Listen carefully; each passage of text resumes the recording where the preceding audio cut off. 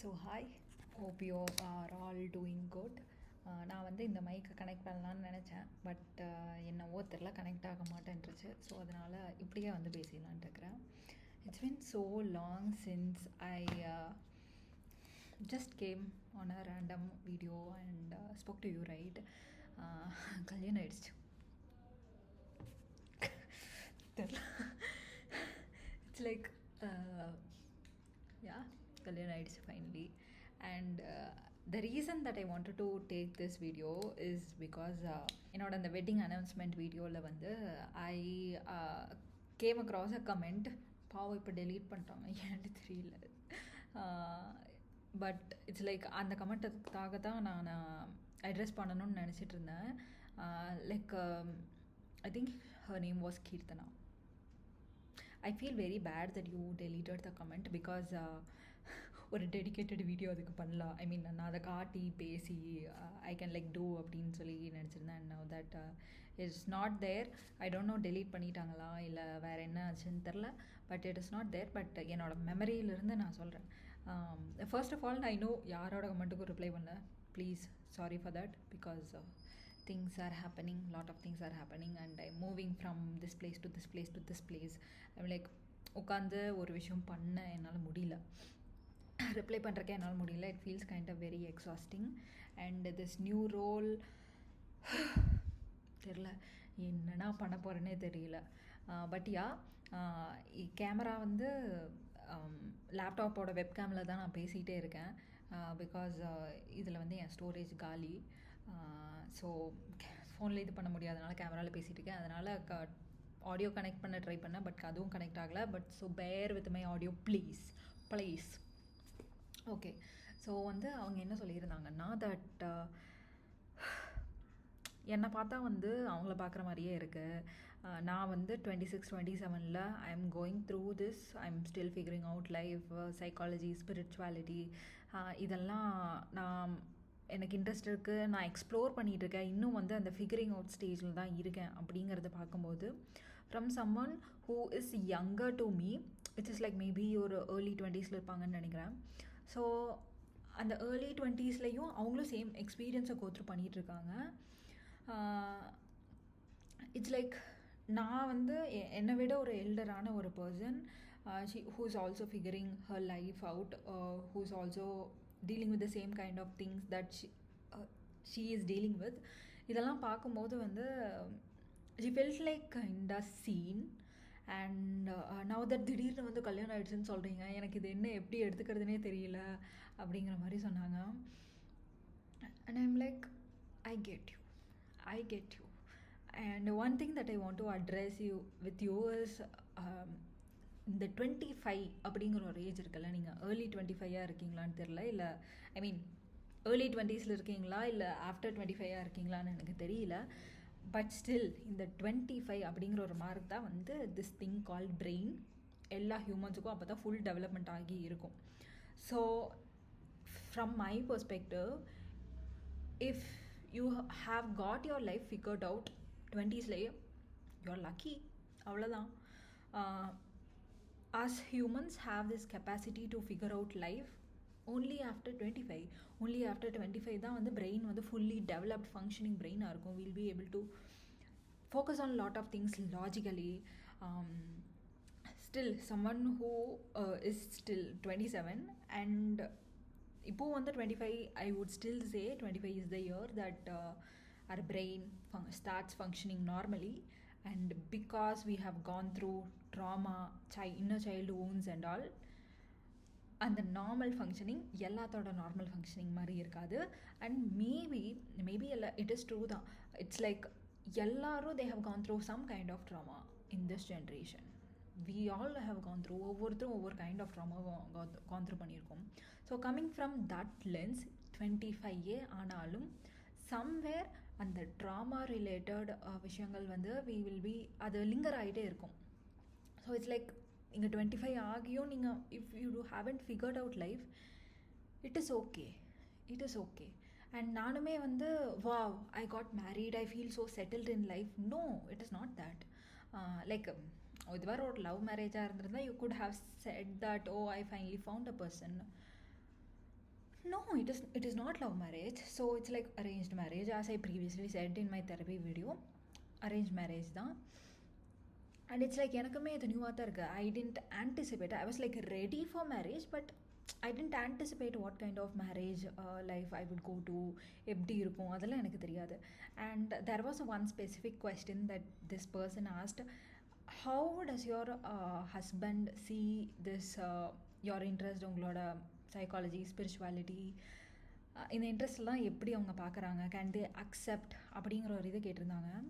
இது வந்து எனக்கு பயங்கரமான பயம் இருந்துச்சு. லைக் ஜஸ்ட் லிட்ரலி கல்யாணத்துக்கு 1 வீக் முன்னாடி கூட எனக்கு இந்த பயம் இருந்துச்சு. ஏன் எனக்கு இப்போது இருக்குது தான், இல்லைன்னெல்லாம் நான் சொல்ல.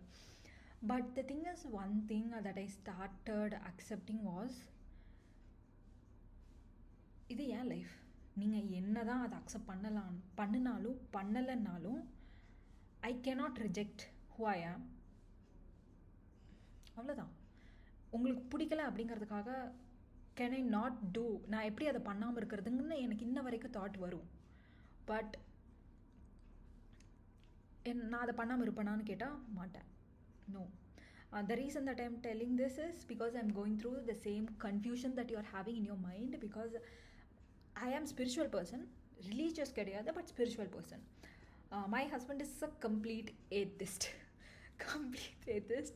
He doesn't relate to any of the spiritual concept, and even though on the spirituality, energy, psychology he kind of relates to, because it is very science backed, right?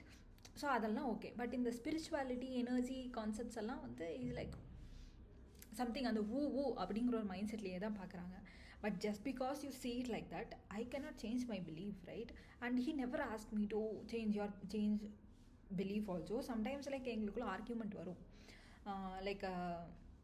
I don't want to tell the exact argument, but the argument that is in my head, நான் இப்படி பேசினா அவங்க இப்படி பேசுவாங்க அப்படிங்கிற மாதிரி ஒரு argument in my head எப்படி இருக்கும்னா, if I try explaining some spiritual concepts, he will come up with any questions like give me evidence kind of things, and I'm like, this is something to be felt, how can you give evidences அப்படிங்கிற மாதிரி ஒரு conversations எனக்குள்ளேயே போகும். But if whenever I speak it out loud, obviously வந்து when there is a point, like நான் வந்து ஒரு விஷயத்த சொல்கிறேன் அப்படிங்கும்போது அந்த விஷயத்த அப்படியே அவங்க அண்டர்ஸ்டாண்ட் பண்ணிக்கணும் அப்படிங்கிற பாயிண்ட்லேருந்து நான் அதை சொல்லி புரிய வைக்க ட்ரை பண்ணி எவிடன்ஸ் கொடுக்குறேன், இல்லை நீங்கள் இதை புரிஞ்சுக்கணும் அப்படி இப்படி நான் கொடுக்குறேன் அப்படின்னா, it's like pushing my thoughts on to him so that he can believe or so that he can agree that spirituality is true. No, that will not happen for a person who thinks like an atheist.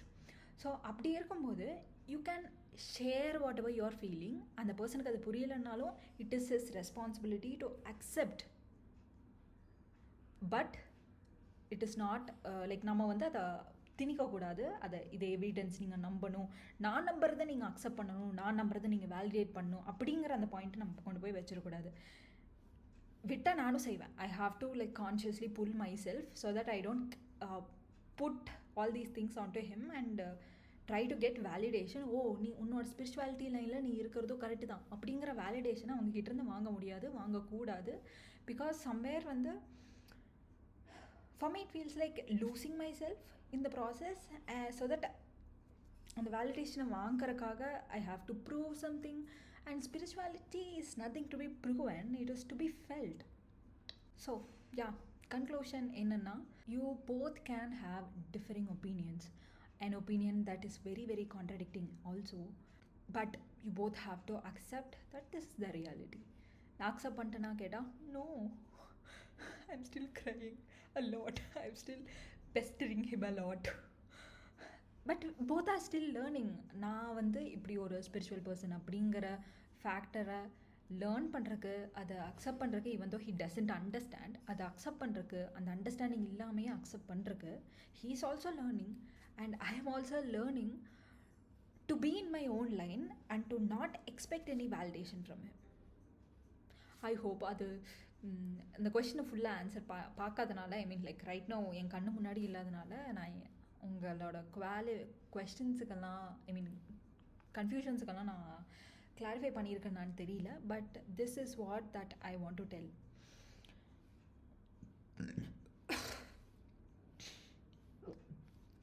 Sorry இப்போ தான் சாப்பிட்டு வந்தேன். So இதான் I want to tell. It's like you don't have to feel behind in life. You will have your own experiences, and it's just you're gonna figure out it. This confusion is gonna be very like ரொம்ப பெரிய விஷயமா இருக்கும். It is still a big thing because இருக்கும்போது majority of the thoughts அதுலேயே revolve ஆகிட்டு இருக்கும்போது it is still big. But அதனால நம்ம எனர்ஜி லூஸ் பண்ணக்கூடாது.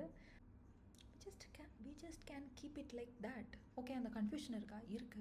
Just because I have that confusion, I don't have to react to that. It's like அது ஒரு தாட்டாக மட்டுமே பார்த்துட்டா it will be better, I guess. And the next thing is yes, it is ஒரு அன்கன்வென்ஷனலான thinking நமக்குள்ளே இருக்குது. அப்படிங்கிற பட்சத்தில் த பார்ட்னர், நமக்கு வரப்போகிற பார்ட்னர் அதை எப்படி அக்செப்ட் பண்ணுவாங்களா, அதை எப்படி எடுத்துப்பாங்க அப்படிங்கிற கொஷின்ஸ் வந்து நமக்கு ஆப்வியஸாக நிறைய இருக்கும். பட் த திங் இஸ்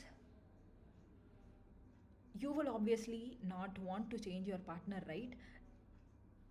நம்மளே வந்து எனக்கு நீங்கள் இது பண்ணுறது பிடிக்கல, கிரிக்கெட் விளையாடுறது பிடிக்கல, விளையாடாதீங்க அப்படின்னு சொன்னால் தேர் நாட் கோன் சேஞ்ச். அண்ட் அப்படியே அவங்க சேஞ்ச் பண்ணாலும் சம்வேர் ஒரு பார்ட்டை சாக்ரிஃபைஸ் பண்ணி சேஞ்ச் பண்ணுற மாதிரி இருக்கும். ஸோ அந்த பாயிண்ட்டுக்கு I believe any of us are not gonna let our husbands அந்த பாயிண்ட்டுக்கு ஹஸ்பண்ட்ஸை தள்ள மாட்டோம். And we should also not let ourselves like அவங்கக்கிட்டேருந்து ஒரு வேலிடேஷன் வந்தால் தான் it is validating for me to be in my own line. நான் என் லைஃப்பை வாழ்கிறதுக்கு அவங்கக்கிட்டேருந்து ஒரு வேலிடேஷன் வேணும். அப்படிங்கிற ஆஸ்பெக்டில் நம்மளும் இருக்கக்கூடாது. எஸ், டிஃப்ரெண்ட் ஒப்பீனியன்ஸ் இருக்கலாம். அதை எப்படி பார்ப்பாங்க அப்படிங்கிறதுல இன்செக்யூரிட்டி, டவுட்ஸு எல்லாமே இருக்கலாம். But just because you have all those doesn't mean that you should not let yourself not be like you. எனக்கு this is spirituality is a part of me. Just because he doesn't understand, just because he's an atheist, I cannot sacrifice that part of me, right? அவ்வளோதான். It's just நம்மளுக்குள்ள எனக்கும் இன்னும் அந்த understanding வரல. So அந்த 2 பேத்துக்குள்ளே அந்த understanding வரதுக்கு it takes time, it takes arguments, it takes disagreements, அது இருக்கும். But eventually, when there is mutual understanding to understand and accept, things will fall into place, is what I believe right now is. Okay, if I left it out, Keerthana, if I'm not wrong, please let me know. உங்களோட கமெண்ட்டுக்கு நான் ஏன் reply பண்ணலன்னா, this comment is worth around 12-13 minutes of explanation, and that is why I came here for you. Yeah, bye, see you in another video. எப்போ வரும் தெரில, எப்படி வரும் தெரில, பட் வரும். வர வேண்டிய நேரத்தில் கரெக்டாக வருவேன். பாய்.